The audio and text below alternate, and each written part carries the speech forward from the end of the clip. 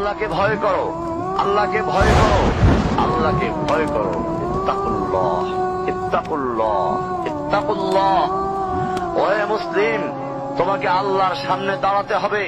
তোমার হিসাব নেওয়ার জন্য আল্লাহই যথেষ্ট, যিনি সব জানেন। তুমি যা গোপন করো ও প্রকাশ করো। তোমাকে অবশ্যই মৃত্যু বরণ করতে হবে। যখন তুমি দুনিয়ার সব কিছু ছেড়ে চলে যাবে, শুধু তুমি আখিরাতের জন্য যা সঞ্চয় করেছ তা নিয়ে সাবধান হও তোমার শেষ আমলের ব্যাপারে। তুমি জানো না কখন তোমার শেষ মুহূর্ত। তুমি কি প্রস্তুত মৃত্যুর জন্য?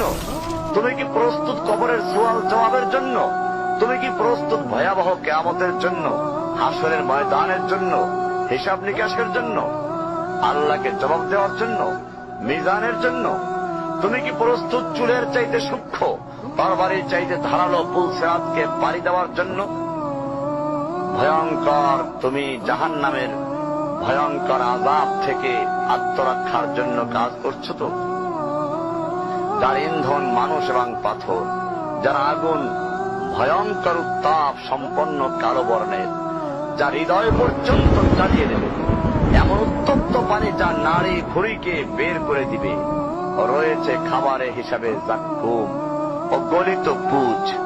জাহান্নাম অসম্ভব গভীর, ভয়াল জায়গা, কঠোর হৃদয় ফেরেশতারা নিযুক্ত, যেখানে শাস্তির মাত্রা বৃদ্ধির জন্য শরীরকে অনেক বড় করে দেওয়া হবে।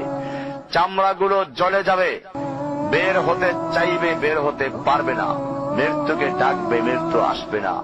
ভয়ঙ্কর শাস্তি যা অনন্তকাল ব্যাপী চলতে থাকবে। তুমি অগ্রগামী হও সেই চিরস্থায়ী জান্নাতের দিকে, যেখানে রয়েছে চিরন্তন সুখ। যা মন চাইবে তাই পাবে, যা আদেশ করবে তাই দেওয়া হবে। জেনে রেখো, দুনিয়ার চাওয়া পাওয়ার পূর্ণতার স্থান নয়। দুনিয়ার চাওয়া পাওয়ার পূর্ণতার স্থান নয়। দুনিয়ার চাওয়া পাওয়ার পূর্ণতার স্থান নয়। জান্নাতি হচ্ছে এমন জায়গা যা তোমার সব আকাঙ্ক্ষাকে পূর্ণ করে দেওয়া হবে। চির কিশোর সেবকগণ, চির যৌবনা সঙ্গিনীগণ, ফল মূল, গোশত, দুধের মধুর শরাবের নহর, উত্তম বাসস্থান ও বিছানা, চির আরাম, চির যৌবন, চির সুখ, অসংখ্য নেয়ামতের মাঝে সবচেয়ে বড় নেয়ামত হবে তুমি আল্লাহকে দেখবে। শুধু তোমাকে এটা বলাই যথেষ্ট মনে করছি, সবচেয়ে কম মর্যাদার যে জান্নাত লাভ করবে তা হবে দুনিয়ার 10টির সমান।